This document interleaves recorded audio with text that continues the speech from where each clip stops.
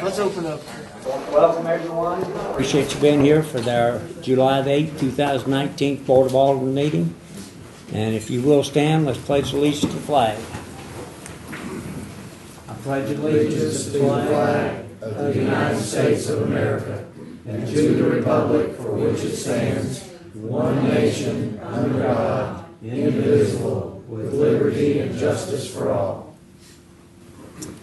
And at this time, we'll have Reverend Steve Walton come and do our invocation.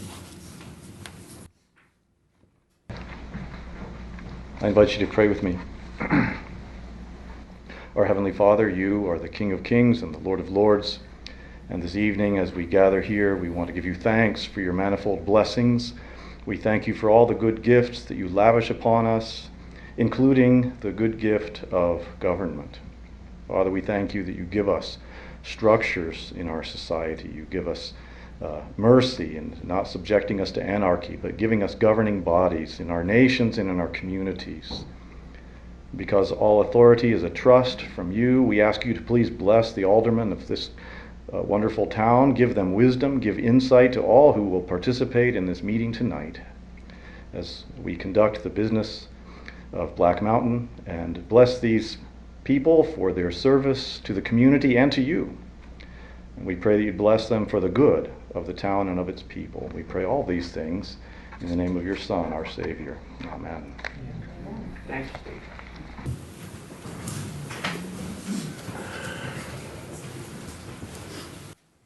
Okay. The announcements I have, and I'm sure most folks are aware of this, but even year elections was voted on and passed.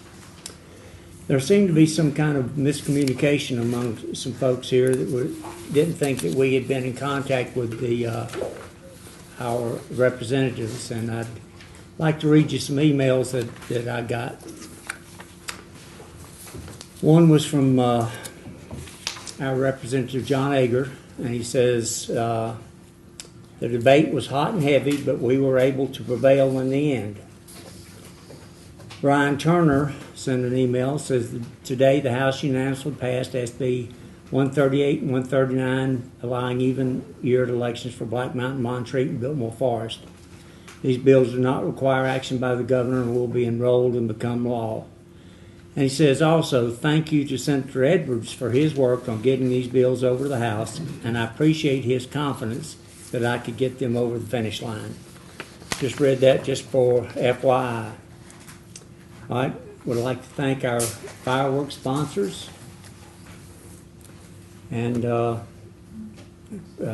hope everybody enjoyed them. I know we got started out late, but it was you had to hit that gap or postpone, and we had a little break in the weather to where they could start them at 9:45, and they did. I'd like to remind everybody to remain quiet during our meetings as business for this town is being conducted. A lot of times folks go talking back there in the back. They get absent-minded, don't realize that people sitting in front of you, behind you, and beside you cannot hear what's going on. So I'd like to remind you of that again. And with that, we have our proclamations, awards, and recognitions for outgoing boards, commission members. And Angela. If some of you are on vacation, but those of you who are present, if you would come up, we have a certificate of appreciation for the outgoing boards and commissions member. Bill Christie, he served on the ABC Commission since 2012, and we thank you for your service.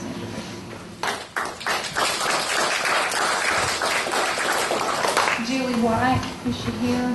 She served on the Greenway Commission from 2013 to 2019. Thank you, Julie.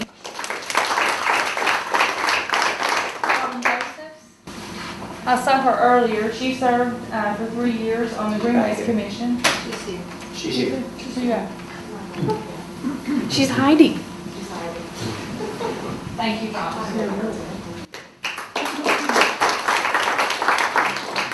Shannon Heather Wall, I don't believe that she's here. She served on the Historic Preservation Commission for 3 years, from 2016 to 2019. LaRonda Teeple, she couldn't be with us tonight, also Historic Preservation Commission for 3 years. Lisa Milton, is she with us tonight? No. She served since 2015 on the planning board. Jesse Gardner, is he with us tonight? No.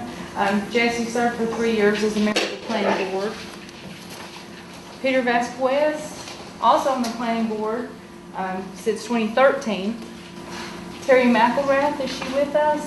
She's one of our longer serving members from 2013 on the Recreation Commissions. Carolyn Johnson, also the Recreation Commission since 2016. Larry Brank, are you with us? Recreation Commission since 2016. Ray Bockhorst, are you with us tonight? Or Ray was here earlier from 2017. He served a part of a term on the Urban Forestry Commission. Well,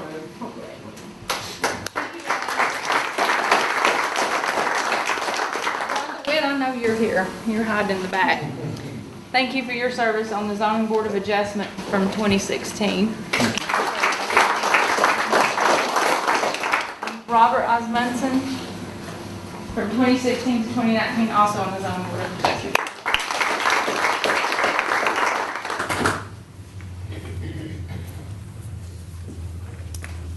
Okay, we do appreciate all the folks that agreed to serve, and it takes up a lot of time, and the this town board appreciates you. The whole town does. Thank you. Now we'll have citizen comments. First will be Julie White.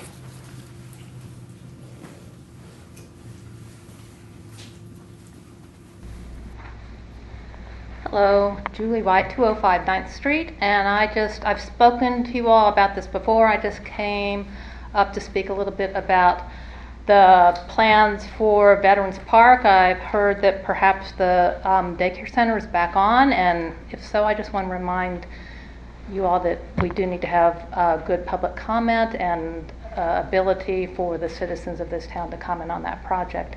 I was on the steering committee representing Greenways when we first started looking at the footprint and how that could interface with the garden, with the Asheville Design Center, and we came up with some plans. I don't know what the status of those are or whether they're being considered now, but a part of that was to be public hearings, public comment, where everybody in the public could come and talk about it. And so I just want to make sure that if things are going forward with that is not left out.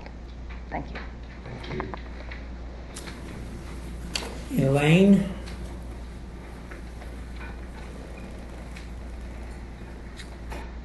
Lane Lotzenheiser, 410 Avita Road. According to the Rotary Club memo, the local club is apparently soliciting funds both within the membership and by invitation to the public with the promise of the club's matching funds to a stated amount. This is apparently based on a promised lease with the town of Black Mountain. When are the town citizens going to find out about this to learn the details of said lease? I think that's what Julie just referred to. And under what transparency was all of this discussed? Most of the current members of this board originally ran on a promise of transparency. The mayor stressed transparency when he ran for mayor from the Board of Alderman. But how transparent has this board been since this issue began in the spring of 2017? The only public meeting that you've had was when the board rezoned that property. The planning board was totally in the dark when the town requested a rezoning of the property in question. The only real reason to rezone it was because there was a daycare coming, which nobody knew about. Obviously, there was some closed door behind closed door discussion, because when it was finally revealed to the planning board, it was already known that it was for a daycare center. To hold an entire board discussion on this matter does not fit in any of the 10 definitions for executive session spelled out in North Carolina General Statutes NC 143.318.11A3.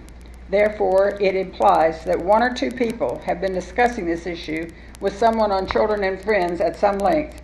Is this an ethical way to run your board? Thank you. That's all that we have. I would like to make a quick comment. We did a memorandum of understanding, had a town board meeting here, and it was 12, 14, 17, not in the spring. And we had folks who made presentations from the children friends, and we had folks that made citizen comments. And Elaine, you were one of the ones who made citizen comments. That was the meeting I referred to. No, but I'm letting the folks know there was a meeting, and it was handled, and it was done the proper way. It was a public meeting right here in this building. All right, communications from boards, commissions, and agencies. First will be Bill Christie, ABC Board Annual Report.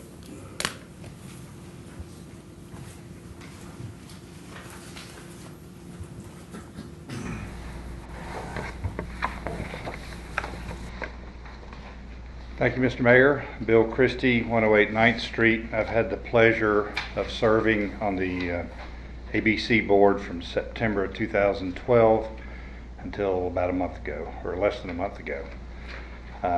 Term limits are good in a number of boards, and that is one. I don't think the statute requires it. I think it's local choice, but I would encourage you to continue that, at least for that board. I wanted to just give I thought it'd be appropriate. I think the unaudited financial statements did those get around everybody? You can review those at your leisure.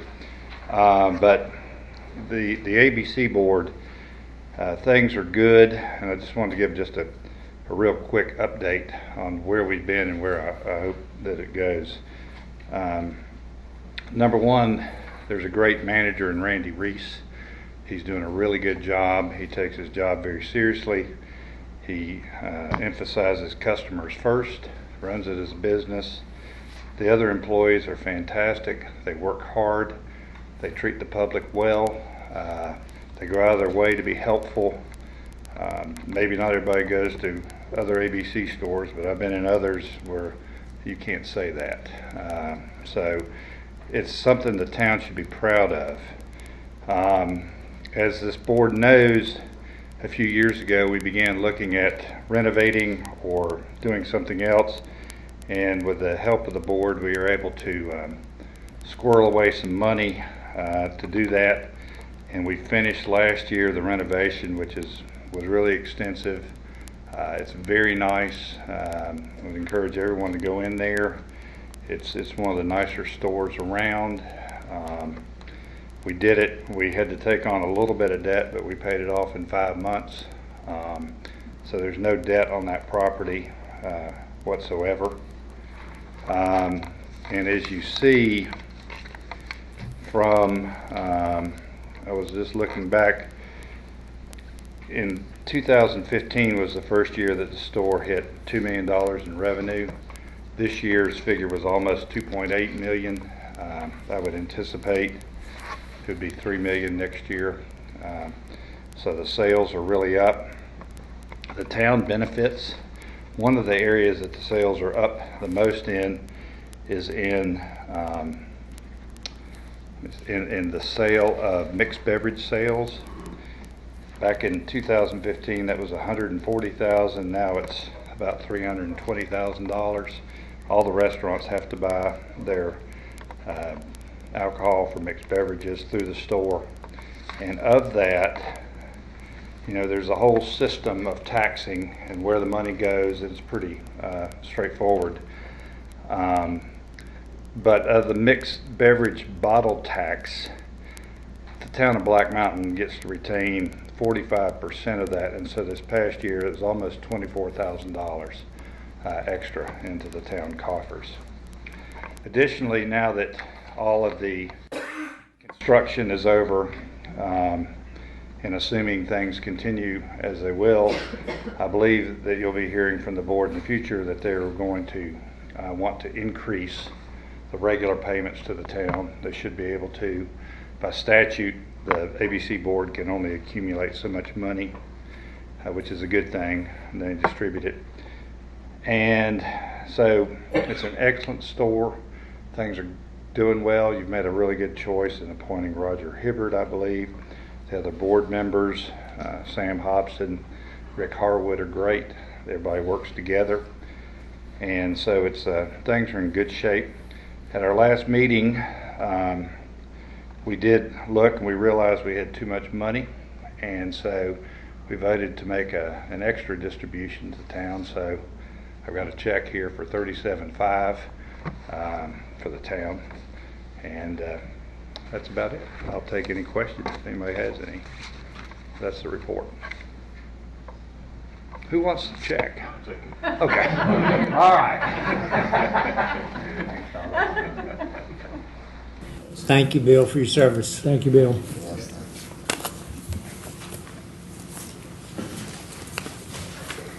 All right, next is our Greenways Commission Annual Report. Judith White.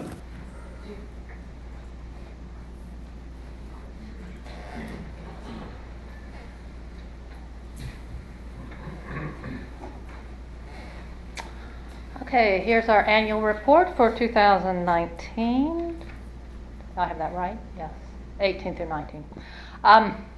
So we continue our public awareness activities. We had promotional tables at the Valentine Run, the Greenway Challenge, and the Tailgate Market.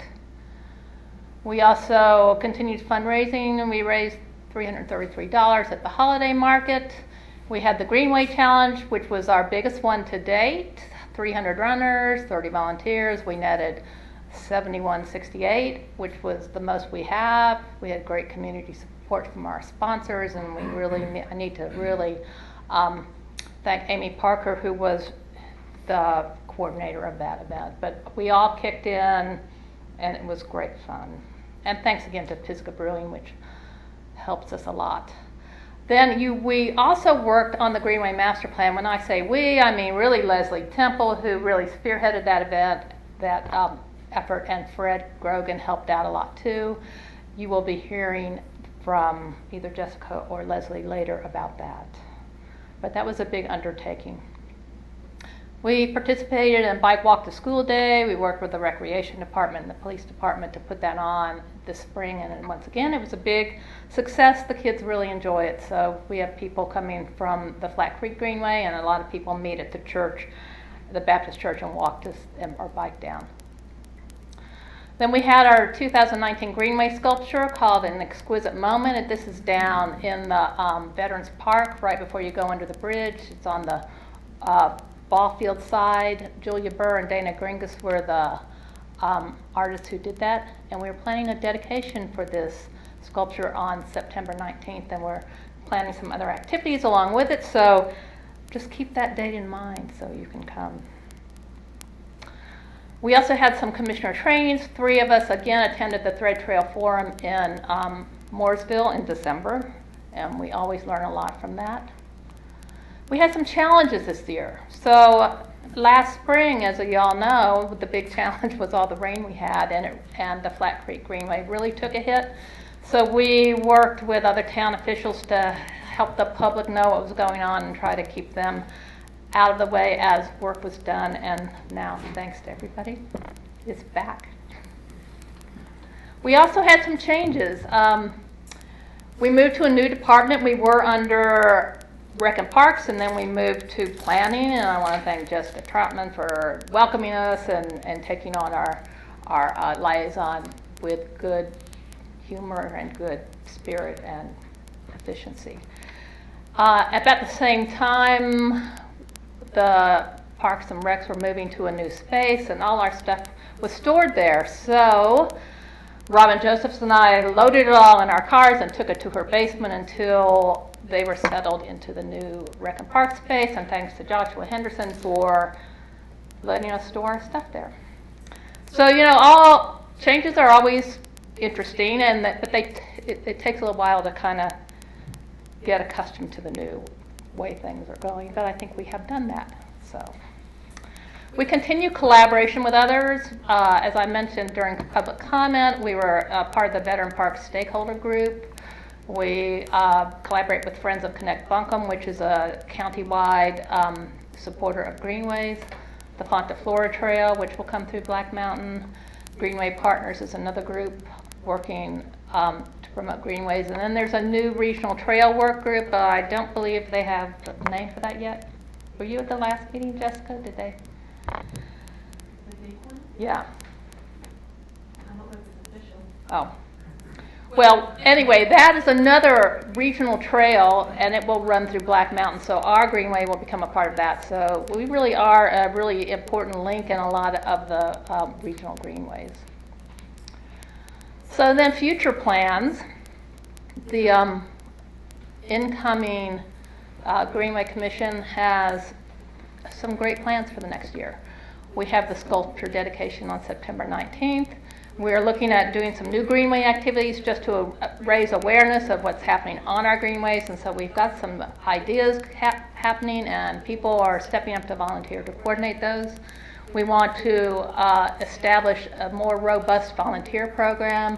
Julia Weatherford and I went out and rode the trails and kind of looked at tasks that might be good for groups of volunteers. You know, one of them is trash along Flat Creek Greenway, which right now you don't see. It looks great, but we know it's there. So that's a wintertime task.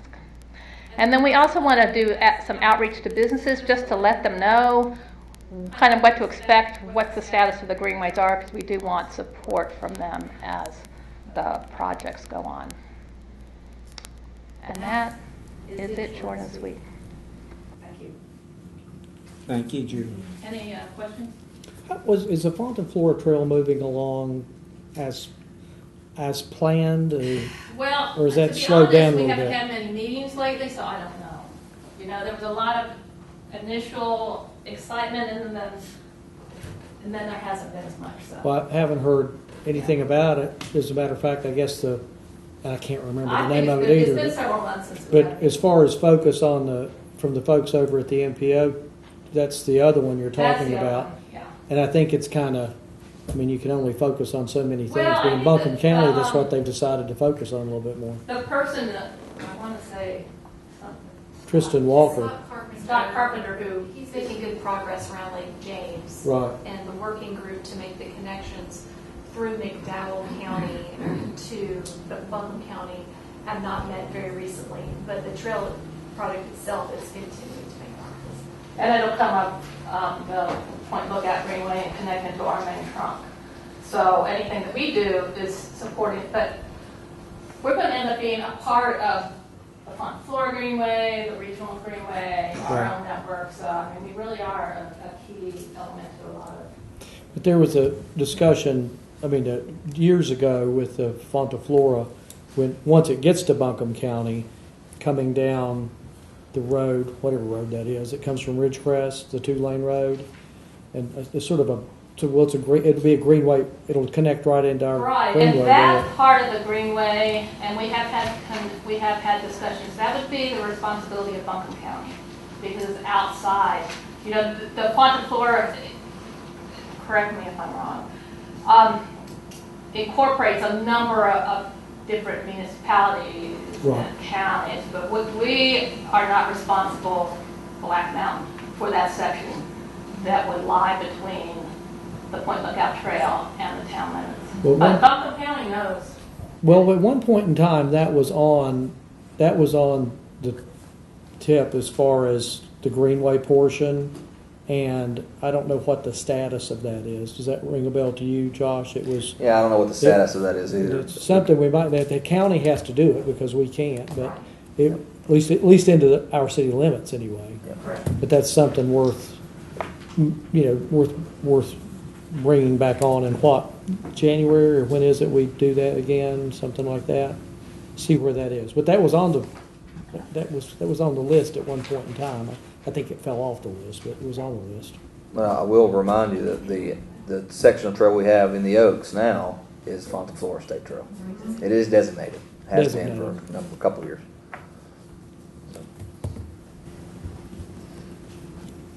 Anything else? All right. Angela, we have swearing in of boards and commission members. All right, new board or commission member, and you are here to be sworn. Would you please come up?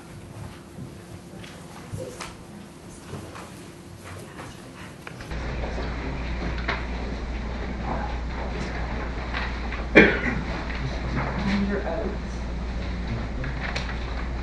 I have a Bible, if you would want to swear on the Bible. If not, you can just raise your hand and affirm.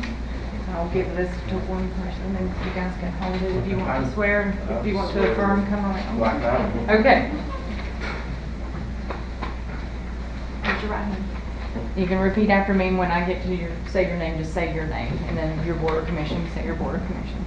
I do solemnly and sincerely affirm that I will support and maintain the Constitution and the laws of the United States and the Constitution and the laws of North Carolina, not inconsistent therewith, and that I will in all respects observe the provisions of the Charter and the ordinances of the town of Black Mountain, and I will faithfully discharge the duties of my office as a member of the town of Black Mountain. Congratulations. The person forgot to say their name. Whoever I am. Thank you. It is the 8th day of July. I'll take a picture of that, show my dad.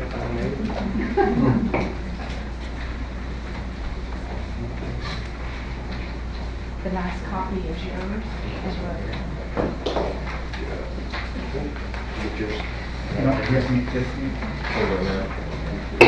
Say one copy. The nice copy is yours, and the front copy is mine. You get this one off. Thank you. So I can still sign this. Oh, you get the first. And I get to keep everything. Thank you. Okay, is there anything, I mean, these other, this is. That's it. Thank you. Thank you.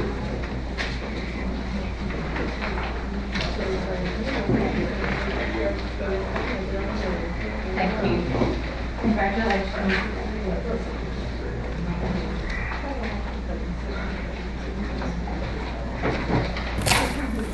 And on to our consent agenda, Josh. All right, so item 5A is your adoption of minutes, which is the June 6th, 2019 agenda session minutes, the June 10th, 2019 regular session minutes, and the June 6th, 2019 closed session minutes.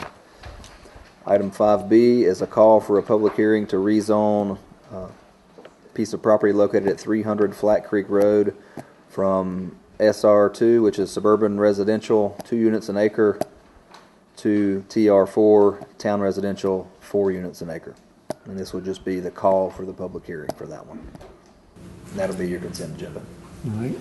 I need a motion to approve consent items A and B as presented. So moved. All in favor? Aye. Any opposed? Passes 5-0. All right. Citizen comments for any unfinished or new business. And no one is signed up that I can see. All right. Going on to unfinished business. Appointment to fill the vacancies on town boards and commissions. We have a Greenways Commission. We have 1 applicant and 1 position. Is that correct? Mr. Mayor, I nominate Brandon Moffitt. We have a nomination on the floor. All in favor? Aye. Any opposed? 5-0. All right, on the planning board, we have 1 vacancy, 3 applicants. Do we have a nomination? I'm sorry. I nominate Jesse Gardner. We have a motion for Jesse Gardner. All in favor? Aye. Any opposed? 5-0. Zoning Board of Adjustment for the 3rd alternate term. We have 1 applicant, Gregory Freitner. Motion. So moved. All in favor? Aye. Any opposed? All right, on to new business. Greenway's master plan and presentation, Jessica.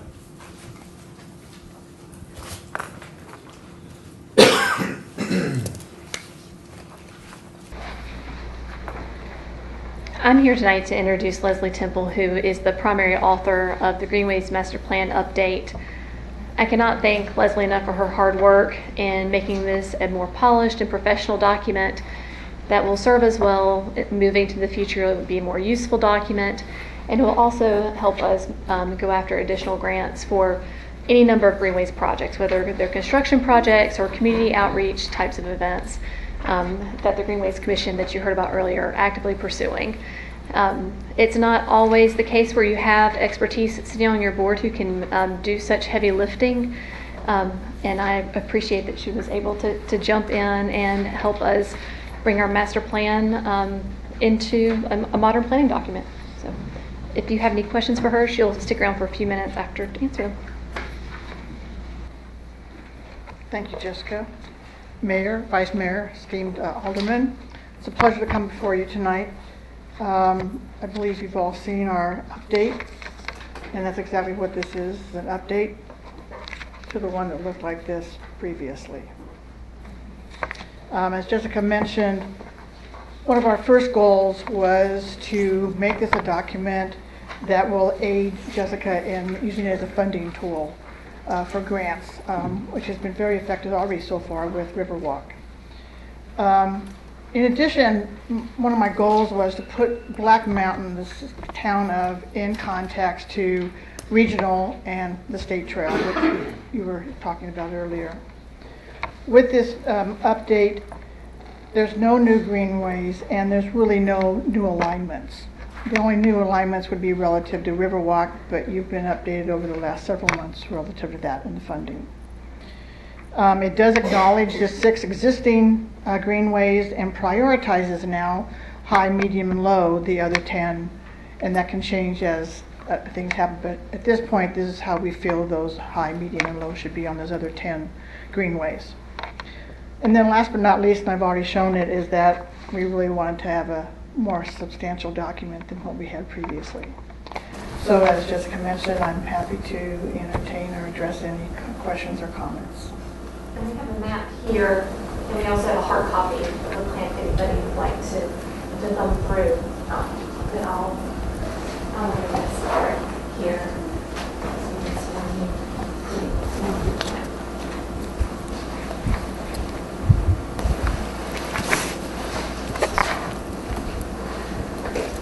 Any questions? Thank you. Thank you, ma'am. Thank you.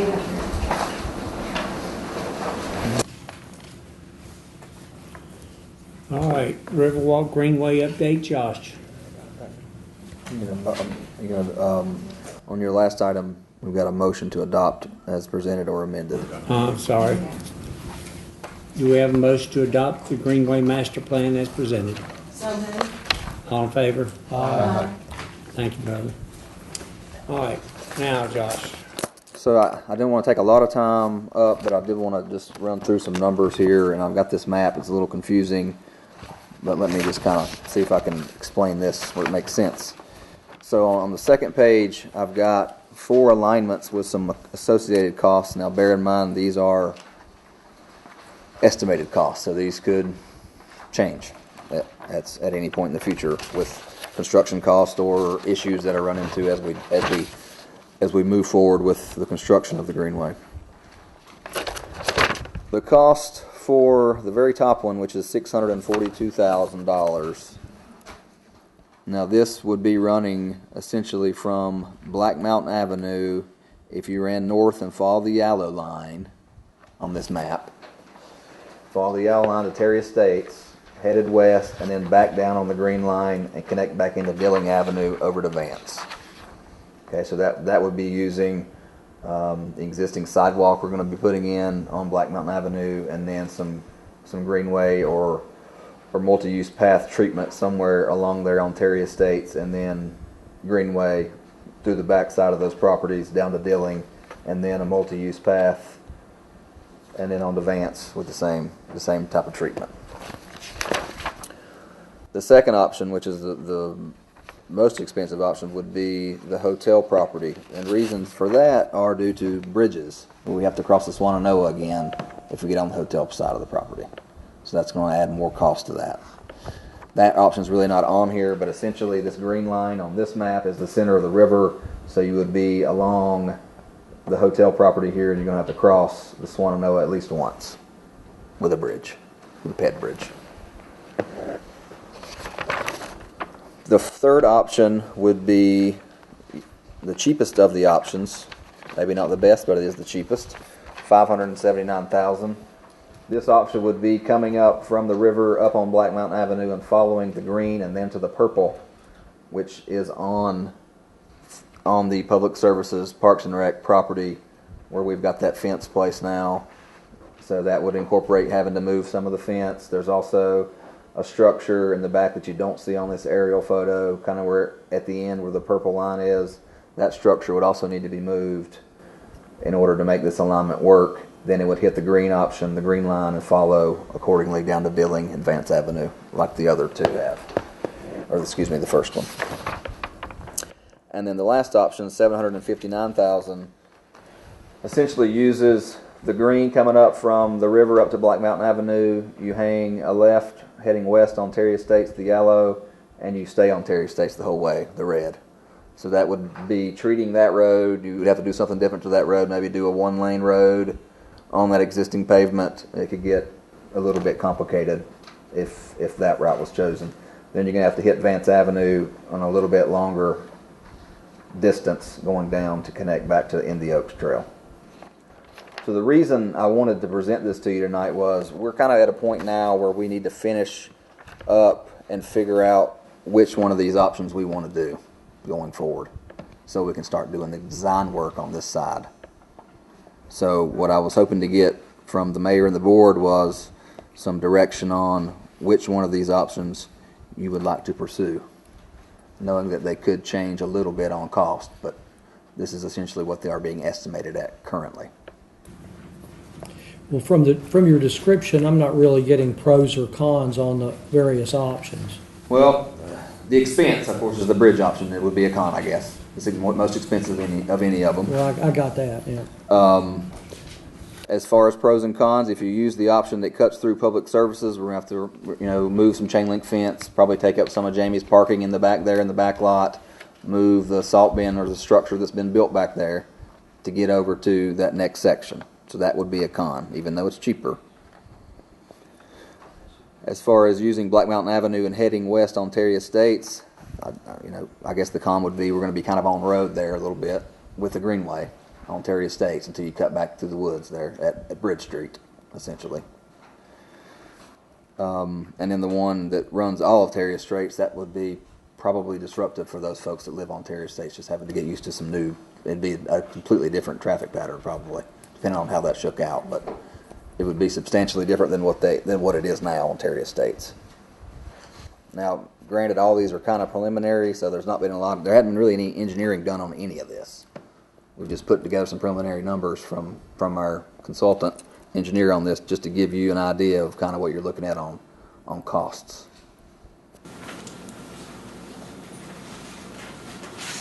How far are you talking about at the end of 304 down to Vance Avenue? How far would that be? Linear feet? Mm-hmm. What do you think that is? I would guess, and this is going to be a guess, It's not quite half a mile, is it? I would probably have guessed half a mile. Close to it.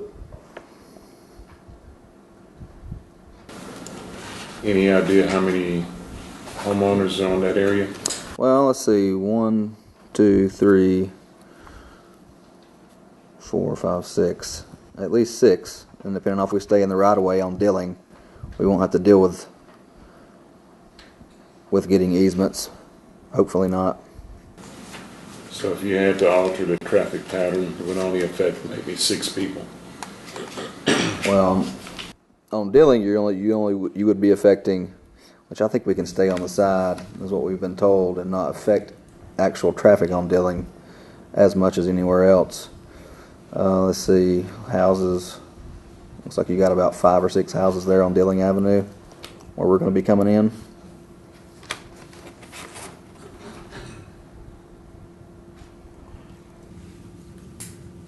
Has the Greenway Greenways Commission offered any input? We have not met since we had. Okay. I'd like to have their input. Absolutely. So, just it simply is this. The assessment is, in my assessment anyway, money does at some point in time become a criteria, and so maybe the 1.2 is just out of the question. But if being on the other side of the river and having to do a bridge is so magnificently superior in every way, for reasons that you can understand, I would want to know that. Right. Otherwise, if there's no reason why one's better than the other, then you choose the cheapest one. Right. And I can't believe that there are not some other criteria that fit, but we're not. We need a little more. We need a little more input, I think. We can bring you some more information from the Greenway, have them look at it. Yeah. And maybe be able to get some pros and cons from the engineer. I think that'd be Potentially. good. That'd be good. I think their input would be really well. But I think that's kind of what we need for each alternative, the pros and cons from the commission, from the engineers, and then we can all probably sift through to a better decision.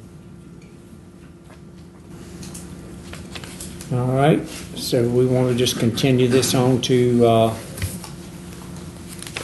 whole business for next month. After Josh, you get some info for us. Do you need a motion to do Maybe that? in July. Yes. So we need a motion for that. I don't think you need a motion, just correct the carry. All right. Okay, C, 4th Street traffic study update. Josh. 1 second. All right. So I sent you a memo, last week regarding the traffic study that was completed in 2017 for a couple of different areas in town. We had gotten some concern, a couple of phone calls and some emails from some concerned residents. I think the board actually was copied on those emails. Specifically for 4th Street about some speeding. I think there were some videos that were shown of cars speeding up and down the road. So what I mentioned in the memo was we've done a few things. We've put a speed test sign out, and I've got some information to share with you from the police department on the speed test sign and what those results were. We have replaced some orange warning flags on the stop signs to make them a little more visible. We have put a new stop ahead sign on 4th Street as well. We've done extra patrol for speeding, and we have restriped that roadway center line on 4th Street, make it more visible. Now the traffic study itself, if you'll recall, did recommend a number of different things that could be done to help with slowing down traffic on 4th Street and some other areas. And those range from longitudinal pavement markings, temporary rumble strips, speed humps or speed tables, road narrowing, curb extensions, and an installation of a traffic island. The information we got from the police department with them recording the speeds on the sign, they recorded 3,211 speeds. 78% of those speeds were at or under the speed limit, which is 20 miles an hour. Almost 22% were above the posted speed limit. So that's kind of how that fell out. Now these were between 3 and 5 o'clock is when the tests were taken. Now some of these counts, I know it seems high, they could have been the same car. So I think it's important to keep in mind that it may not have been 3,200 in those 2 hours. So it's not that busy, but there were about 22% that were above the speed limit. So that's what we learned from those results from the police department. And really wanted to just bring this to your attention. Wasn't sure if y'all had a preference on if you want to look at some other options for 4th Street. Like I said, we have done some of these. I guess it has helped some to some extent, and we've still got some people that are going to be speeding out there. But I think that's one of those things that we just are going to try to keep an eye on and do our patrol. But there are options for other options in the statutes where folks can, we can do special assessments to to install some of these measures if the folks are willing to go that route. And if you look at that, do you have to have 100% of the folks? 50%. 50% have to agree to paying more money to have that done. That's correct. And that is NCGS 168-216. What's the process you go to ascertain that? You sign a petition or something? Yeah, it's a kind of a petition based, and you've got to have, I can't remember, I did the calculations, 6 or 7 property owners, I think, on that street that would have to come forward and be willing to do that. So how's that money assessed? It'll be, we'd have to figure out probably per linear foot on how much property they have on the street. Probably could do it a number of different ways. I'm going to check the statute to get specifics, But how do we collect the money? Is it a one-time shot? they can set up some arrangements in that statute, if I remember reading that correctly. And the town can either basically, it's a one-time special assessment, and we've done this by agreement when we built the water lines up in Charmelty Acres, is we financed it and they paid over time to pay that back, however expensive it looks and how much work it's like to be on those taxpayers.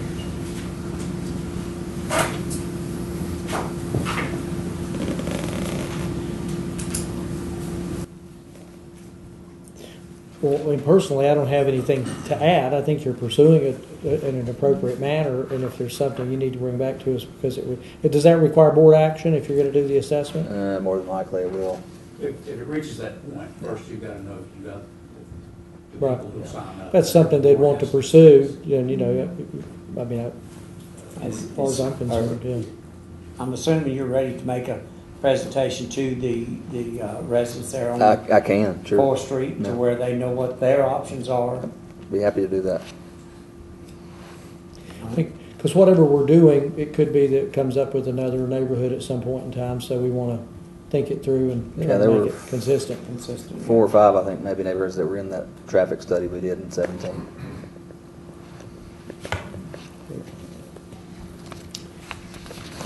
All right, Josh, thank you. Thank you. All right. Public hearing. Motion to open the public hearing for on ordinance O-19-15. So moved. All in favor? Do we have any public comments?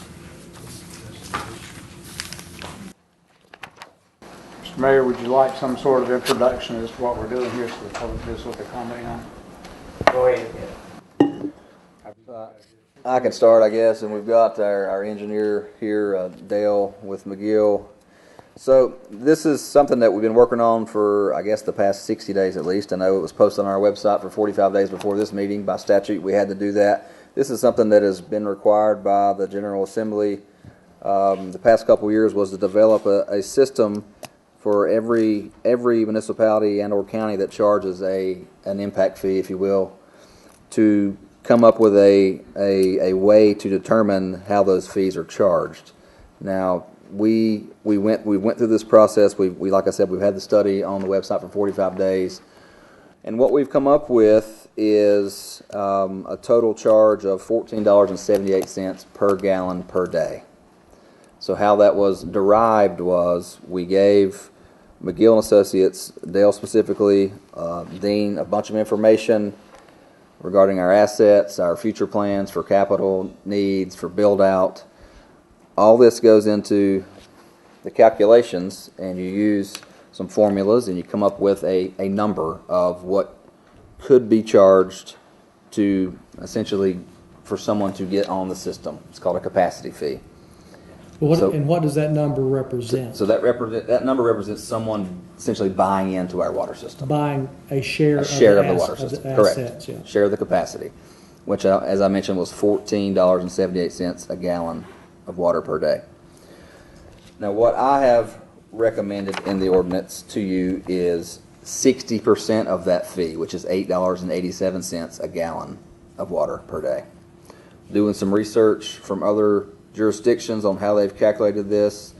The ones we looked at, which was a handful of these jurisdictions, were charging between 40 and 60% of that fee that they could be charging. Now, take into consideration that the size of the jurisdiction doesn't necessarily matter. What it really boils down to is the age of the lines, the amount of lines that are in the system, how much money has been put into the system by the towns, on how you get to that, essentially the fee that is the system development fee. As I mentioned, I'm recommending $8.87 per gallon per day. That comes to, for a single family home, it comes to, do that calculation, $3,548 is what we would charge for someone to hook on and buy their share of capacity of the water system. For a single family residence. That's correct. New construction. This would be new development only. This does not affect anybody that It's currently already lives existing in on that. the That's water, correct. water system. This is for New totally development. new. That's correct. And if it's a hotel, if it's a restaurant, commercial building, you still use the same rate per gallon. That's correct. To come up with the impact fee. That's correct. So Now, I'm sorry, go ahead. this spreadsheet has been built by our engineer, and this is based on the North Carolina Administrative Code, where these numbers are derived from on the uses and the gallons per day that are in on this spreadsheet. So, for the most part, it's going to hit the majority of things that we have coming in that are going to be new. If something that comes in is not on this list, then we're going to have whoever is doing the development provide us with that scenario and that calculation. Right. If it's outside city limits and we're still furnishing water, We're charging the same. Same That's how we thing. have it written right now. That's correct. So I wonder if I could ask Dale just to clarify, make sure we're kind of all on the same page. So the general statute that this falls If you will under. step up, please, sir. The general statute that this falls under, it provides the methodology that you have to use. Yes. to come up with these numbers. Yes. And as I read it and just reviewed it with Josh and with Dean, you were here last month, 90+% of the number that you arrive at per the prescribed calculations in the general statutes, 90+% of that number is based on arriving at a value of the assets that we hold in our water system. Yes. The lines, the land, the pump stations, everything. Yes, exactly. And so you take that list, you apply this construction ratio to it. Again, that's required by the general statutes. Mm-hmm. And then you had some depreciation, you back that out. Mm-hmm. And then that's the number. Yes. That's the number that you arrive at, saying if you build, if you have a new building, then the calculations say that it's going to take an impact fee of $14.78 a gallon for you, new construction developer building a new house, building a new commercial building, Mm-hmm. for you to pay for what is the present value of the assets, a share of those assets in the system that is intended to be for capital, for maintenance and capital improvements. Well, there's another component for capital improvements that are planned, but that's the purpose of it. Otherwise, as I understand it, we had some folks from the Department of Environmental Quality that came out to Land to Sky and gave a presentation to the Board of Delegates a few months back. Right. And just for the public to be aware, the reason I think the General Assembly enacted this in 17, is that right? Yes. 17, is because you have municipalities across the state and their infrastructure is falling apart. What they maybe had was a plant that was really paying for all the infrastructure, and the plant goes under, and they have no infrastructure. In Buncombe County, we're fortunate, we have a sewer district, and so that gives us a sewer structure, but water systems, there's really very little requiring the municipality to pay attention to it. And so, accordingly, as long as the water's coming out of the faucet, nobody does, just about. We've been very fortunate in that our system has been maintained, which is why that has something to do with the number of $14.78. It would be less if our system was worth less, if we didn't have the assets in our system that we do. That's true. So, theoretically, it's pretty hard to fight against the system and say, well, if that's the number and it's arrived at with not only under the purview of the general statutes, but it seems to make pretty good sense. It's based on what we own, if you will, in our water fund. Then 100% of the number makes sense, because that's what you need to maintain the system according to the formulas. And frankly, if you think about it, it's somewhat common sense. It's how many $1 million? I can't remember off the top of the assets. If you total assets in our system that you use, it's there in the study. Yeah, it's several. It's there in the study somewhere. It's in the summary too. But my point is, I want 13 million. So somebody's buying their share of a $13 million infrastructure. That's relatively up to date. But as we all know, our lines are, we have a lot of lines that are not up to date, and everybody does. Most municipalities do. So anyway, the only reason I wanted to make sure and point that out to the public, this is not like some money grabbing fee that we were unable to access now and increase our impact fees. This is a very rational one. It's required by the North Carolina general statutes, but it's a very rational sort of approach to maintaining a reasonable amount of repair and replacement for your water infrastructure. And so I'm certainly in favor of Josh's recommendation of 60% of that prescribed fee. I think it's a good place for us to start. And we need to review this each and every year, because in 5 years now, it's really 4 years for us. We have to revisit and do another study and see where we are. So at this point, it's ongoing. Yes. So anyway, that'd be my recommendation, Mr. Mayor, that we accept the town manager's recommendation on this.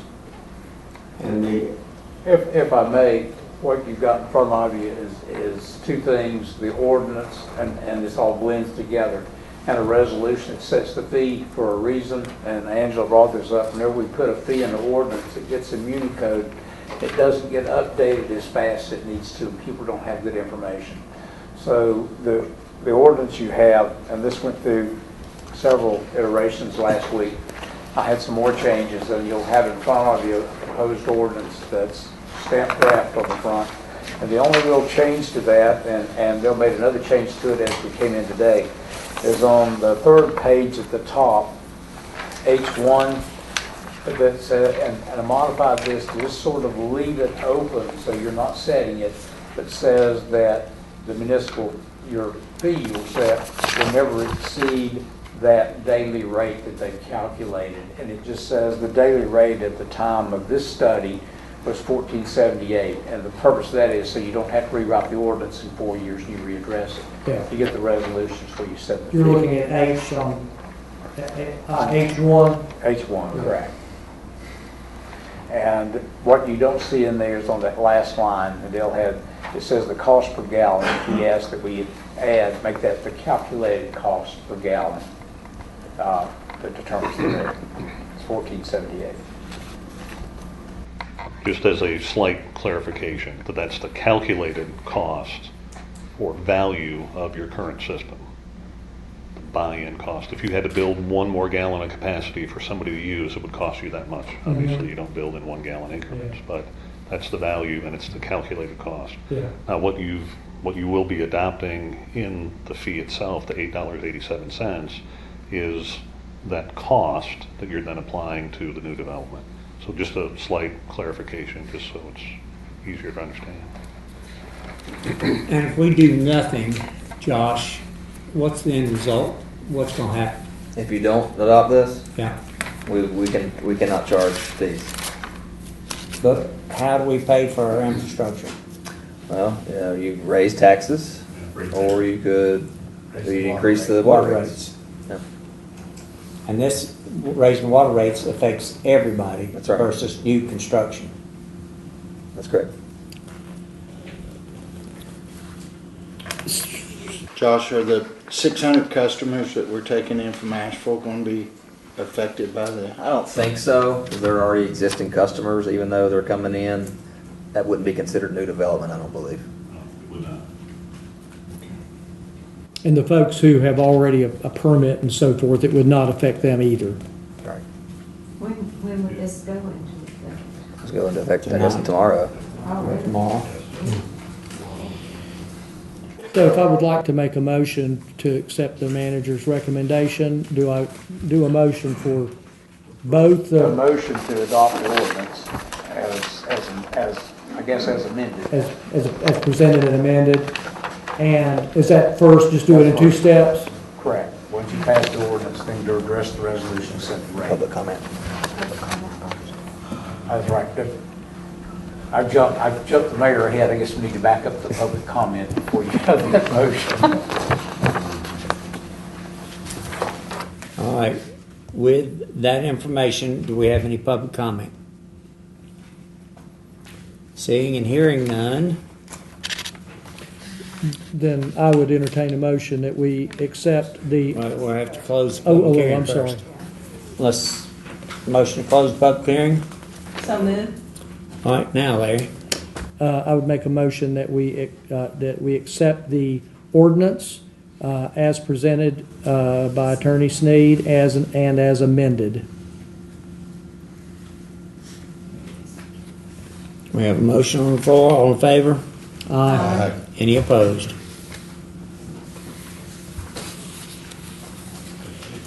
Now, B, do we need to, is that? Resolution.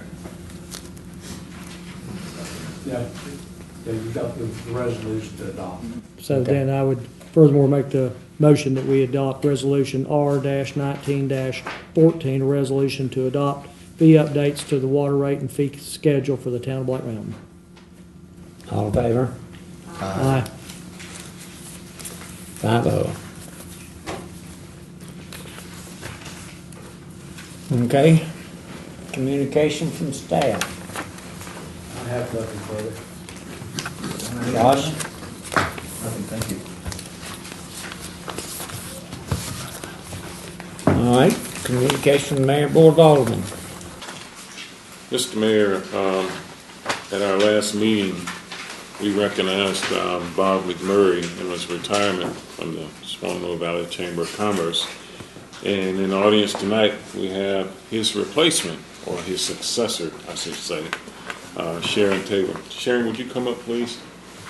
And what I'd like to do is just ask Sharon to share a little of her background and her vision for the chamber, if she would. Thank you, Carlos. It's been a pleasure. And all I can say is my first week in Black Mountain has been amazing. I am not new to the area. In fact, we've known each other for many years.